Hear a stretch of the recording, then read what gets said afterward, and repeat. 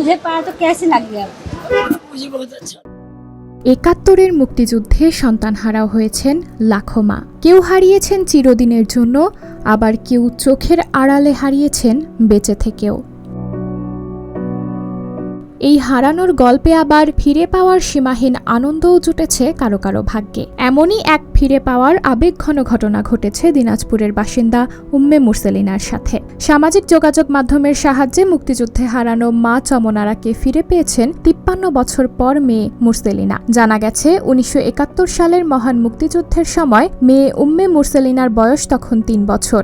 ভারতে যাওয়ার প্রাক্কালে সে তার পরিবার থেকে বিচ্ছিন্ন হয়ে যায়। পরে এক ট্রাক চালকের কাছে আশ্রয় পান উম্মে মুরসেলিনা ও তার ছোট বোন। যুদ্ধের পর বাবাকে ফিরে পেলেও মাকে হারিয়ে ফেলেন। ছোটবেলার ছবি নিয়ে খুঁজতে থাকেন মাকে। অর্ধশত বছরের চেষ্টায় এক পর্যায়ে এক ইউটিউবারের সহযোগিতায় পাকিস্তানে খোঁজ পান মায়ের।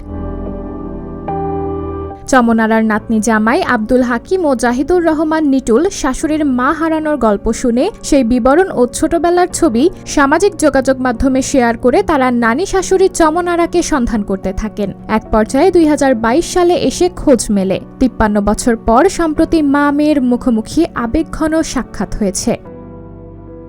সাবরিনা জলিল, সবার কথা।